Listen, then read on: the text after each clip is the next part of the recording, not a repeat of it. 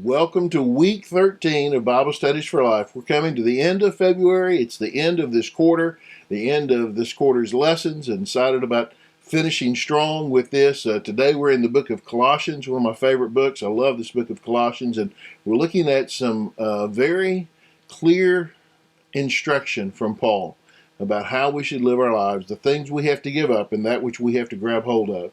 Before we look into that passage, be sure and click the like button, hit the subscribe button, share this video with others, comment, questions, thoughts you've got. Please add those in as we have this conversation online. All right, let's look at Colossians chapter 3.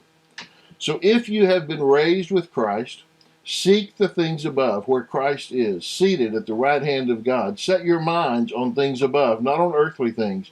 For you died, and your life is hidden with Christ in God. When Christ, who is your life, appears, then you also will appear with him in glory. Okay, first phrase is important. So if you have been raised with Christ, again, we've talked about this if. Sometimes this can be taken as since, right? Not if. Clearly here he's talking to believers. So believers, the letters to the church. So he's addressing believers. And so if or since you have been raised with Christ, because this has happened. It's not if you're a believer, then you have been raised with Christ. You have been raised from the dead. This immediate justification takes place where he looks at you just as if you'd never sinned. That's justification. But then you're spending your life being sanctified. It's almost as if you become a Christian right here, right this spot, and this is when you die over here, being perfect like God. Well, what happens when you give your life to Christ is he justifies you. He automatically looks at you as if you're up here. But what you're doing in your life is you're spending your life up and down, up and down, up and down, hopefully being sanctified. That is becoming more like Christ. So we're acting more and more like Christ. And he's saying, if you've been raised, or since you've been raised with Christ, seek things above. Seek to live this life. Seek to think on these things. This is where Christ is, right? And he speaks here, first of all, set your minds on things above, not on earthly things. So set your minds. That means our thoughts. It means our goals. It means our values, right? Our worldview, that we change the way we see the world. We change what's valuable. We change what is important to us. We have to discipline our thoughts so that we see things in a long term and not a short term. Set your minds on things above, not on earthly things, not on things here. It said, for you died, and your life is hidden with Christ in God. This has happened, right? You've died. This old person has gone away. When Christ, who is your life, appears, then you also will appear with him in glory. Boom, you're up here, right? Immediately when he returns, we know that happens. So we have to begin to live in the reality of who Jesus has already said we are and what he has already done in our lives spiritually. We have to physically live into that, walk into that. Okay. Therefore, put to death what belongs to your earthly life, your earthly nature, sexual immorality, impurity, lust, evil desire, and greed, which is idolatry. Because of these, God's wrath is coming upon the disobedient. And you once walked in these things when you were living in them, but now put away all the following: anger, wrath, malice, slander, and filthy language from your mouth. Do not lie to one another, since you've put off the old self with its practices. He gets real practical. He starts stepping on toes. Put to death what belongs to the earthly nature. Okay, look, you have been raised with Christ, so set your minds on things, and then your actions have to change. What you do, right?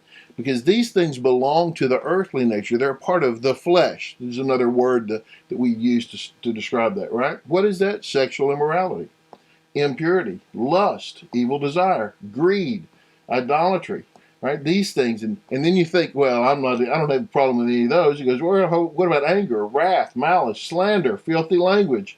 Don't lie to one another. So he finds you somewhere here, doesn't he? That it's not just the things that we think and how we think, but it's how we live, how that comes out in our life, the actual actions, the words that we say, the things that we do have to be different.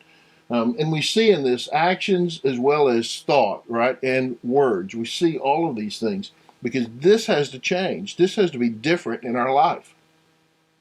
And then he says, because at the end here, you've put off the old self with its practices, because you've died to that, right? You've died to that. But, right, we got this. For you died, right? That's not you. You've put off the old self with its practices and have put on the new self. You've put on the new self. You are being renewed in knowledge according to the image of your Creator. In Christ, there's not Greek and Jew, circumcision, uncircumcision, barbarian, Scythian, slave, and free, but Christ is all and in all. Okay. Every time Paul says put off, he follows it with put on. Because you know what happens? If we just stop doing the wrong things, but don't start doing the right things, in time, we'll just start doing the old things again. So we have to we have to put off the old things. We have to get rid of those things that we were doing, and we have to start doing the right things, because you can't just not do bad things. You have to do good things and change the way that we think, not from just not thinking about bad things, but thinking about the right things. Right? So you don't think about the world, you think about eternity. You think about the things that are glory to Christ, right? So we put on the new self. You're being renewed in your knowledge. That he's changing the way that we think. This is Romans 12, right? Not being conformed, but being transformed by the renewing of your mind. You're being renewed in knowledge according to the image of your Creator. This is, God is remaking us the way he designed us to be in the beginning. He's remaking us like we were supposed to be all along. In Christ, there's not a Greek and a Jew. Now, here's where he really, and I think this hits right where our culture is today. In Christ, there's not Greek and Jew, circumcision and uncircumcision, barbarian, Scythian, slave and free, but Christ is all and in all. These are the tribes, how people divide themselves out. And they don't participate with this group and that group. You know, this is 21st century society, especially in America, where there are all these divisions that people are trying to divide us out, whether it's male and female, or it's race, it's black, it's white, it's brown, it's green, you know, whatever color. They're all trying to divide us out into all of these different tribes, all of these different groups, and only one can be good and one is always bad, right? That's the way it always is, and your tribe's good and the other tribe's bad. And listen, Christianity is the solution to this. And some people that divide you into tribes will tell you Christianity is part of the enemy, but I'm telling you Christianity is the answer, because Paul says in Christ there's not Greek and Jew. It's not a division. We are all one in Christ. Christ is all and in all. That these people that you thought were on the other side, when they become a believer, Christ is in them as much as he is in you, so you can't see them as separate because of whatever arbitrary division you've put on people. When we're in Christ, we're all one. And the truth is, when we're not in Christ, we're all one. We're one without him, right? You're the same. The person that is lost it doesn't matter what color they are, it doesn't matter where they come from, what language they speak, what country they hail from, their needs are the same as every other person. Every other person is the same. And when they get saved by the same Jesus in the same way as every other person does. And we are one in Christ. Christianity is the solution to this. And let me just say this.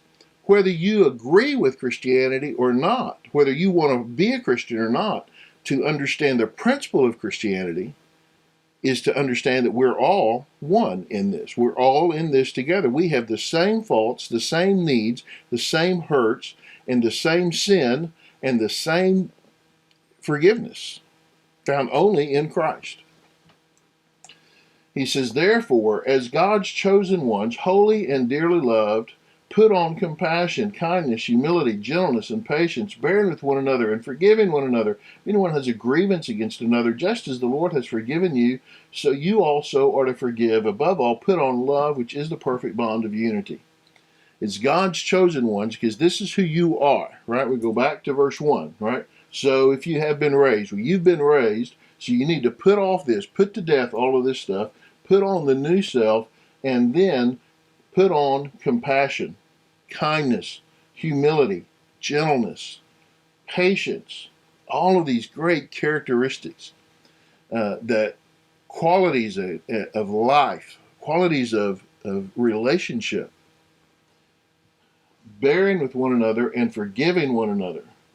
Look, here's one thing that I say often when I preach in church is, when we talk about unity and forgiveness, is you look around the room in your church and realize that everyone in that room is going to let somebody down in that room, right? And as you look around, you need to realize that people in that room are going to let you down. They're not going to live up to your hopes and your expectations. They're going to fall short. But you also need to realize that you're going to fall short of their hopes and their expectations, that you're not going to meet everything they wish you could be either. Therefore, we should be humble and compassionate and kind and forgive one another, because we all have been forgiven, just as the Lord has forgiven you. If we think we can't forgive, it's because we think we didn't have anything to be forgiven for. Why should I forgive them? And at that point, we have missed the truth, because we have stuff. Everybody's got stuff, right? And we all need to be forgiven. And sure, they're going to let you down, but you know what? We're going to let them down too. So let's be gracious to them and let's forgive. Right? This is unity. When we love one another, this is unity. Not when we always do everything we're supposed to. That's not unity. It's when we forgive and we're gracious and we're kind and we're gentle and we're compassionate that we find unity in the body. Put these things on. Live like this. He encourages the church, and I encourage us all to do that. Thanks for watching. I hope it's helped. I know it's a lot.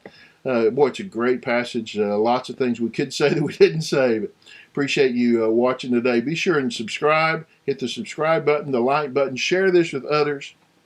You've got questions, comments, thoughts, put them on. We appreciate all of those, and we will see you next time.